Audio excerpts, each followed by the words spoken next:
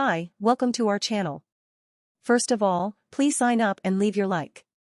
Supercore inflation, why the Fed suddenly cares about your barbershop and plumbing bills. Supercore inflation zooms in on the prices of services, which have been persistently high.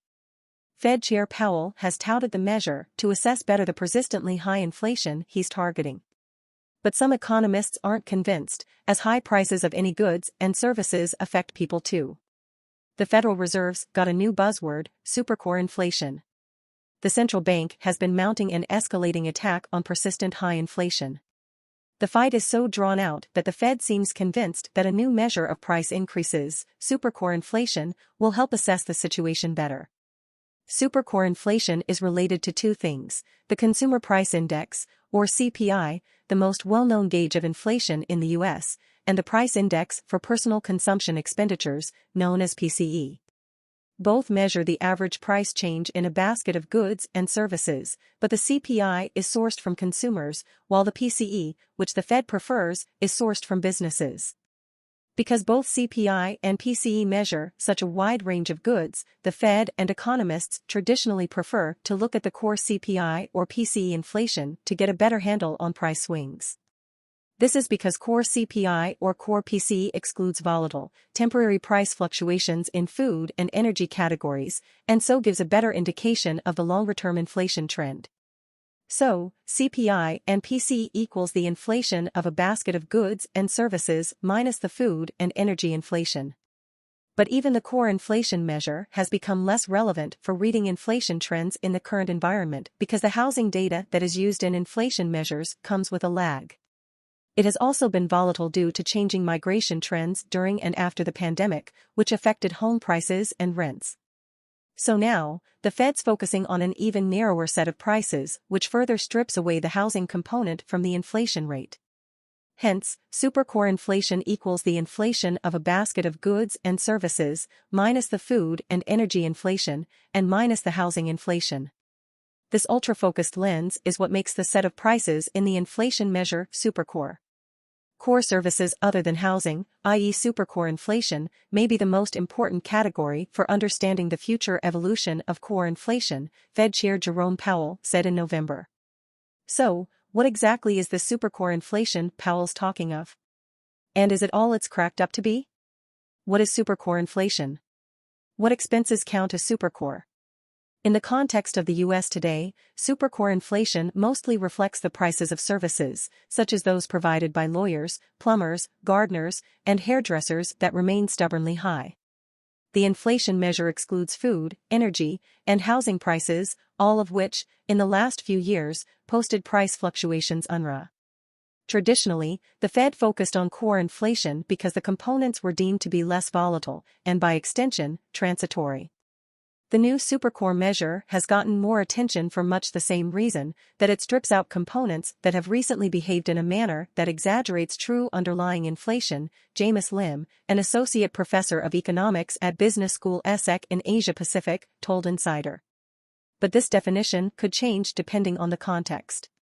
Truth be told, there isn't a commonly accepted definition of supercore inflation, said Lim. Why is the Fed paying attention to supercore inflation right now? The concept has become more popular in the U.S. after being touted by Powell and top economist and Nobel laureate Paul Krugman. They argue that components that cause unusual spikes in the inflation rates should be removed from inflation measures. These stickier prices are typically more stable than energy and housing costs, and can better indicate the direction of prices in the U.S. economy, Leonard Ng, a senior manager at TD Ameritrade Singapore's trade desk, explained to Insider. The Fed's focus on supercore categories also zooms in on the cost of labor, so the central bank can better gauge the impact of wages on prices. For instance, prices of haircuts and personal grooming services fell from January to December 2022 from a year ago, according to a Wall Street Journal analysis. In comparison, prices of televisions in the same period, highlighting that the issue with persistent inflation could be due to the rising prices of services rather than goods. In a tight labor market, companies are forced to pay higher wages to retain employees, and this will in turn push companies to pass on these higher labor costs to end consumers.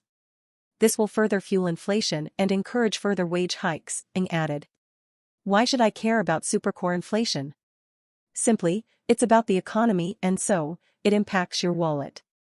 After all, the Fed's rate decisions have been a major driver of the market volatility and interest rate decisions, such as mortgages, in recent months.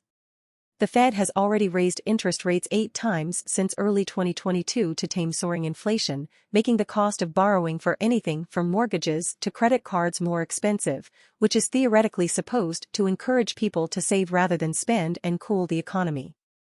As the Fed's looking at the more stubborn supercore areas contributing to the lofty prices, it means they could still hike rates even if housing costs and rents start to drop. On March 7, Powell signaled the central bank is likely to hike rates higher than previously expected as there is little sign of disinflation thus far in the category of core services excluding housing. To restore price stability, we will need to see lower inflation in this sector, and there will very likely be some softening in labor market conditions, he said, alluding to a slowdown in the economy that is likely to cool the jobs market. As long as supercore inflation remains elevated, the Fed will have to continue to use their policy tools to bring those measures down, said Sean Cruz, the head of trading strategist at TD Ameritrade. At some point, this may come at the expense of inducing an economic recession, which would impact companies across all sectors to some extent.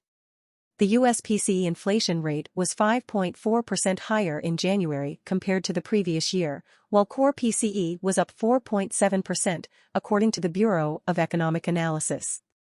The Bureau doesn't release the supercore inflation rate, but the First Trust investment management firm puts it at a 4.6% increase from a year ago.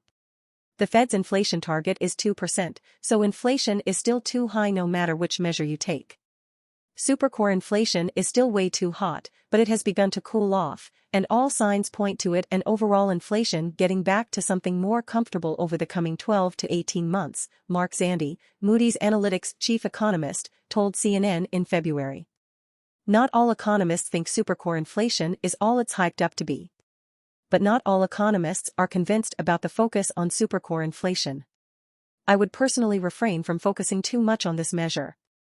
After all, expensive housing and transport, and, for that matter, food and fuel, affects the cost of living of people, too, said SX Lim. I've yet to meet a consumer who isn't affected by these, so by excluding them in a target measure, who exactly is the Fed, or any other central bank, trying to help in its inflation measure, he said. Hope you enjoyed the video, please sign up and leave your like. What is your opinion about this?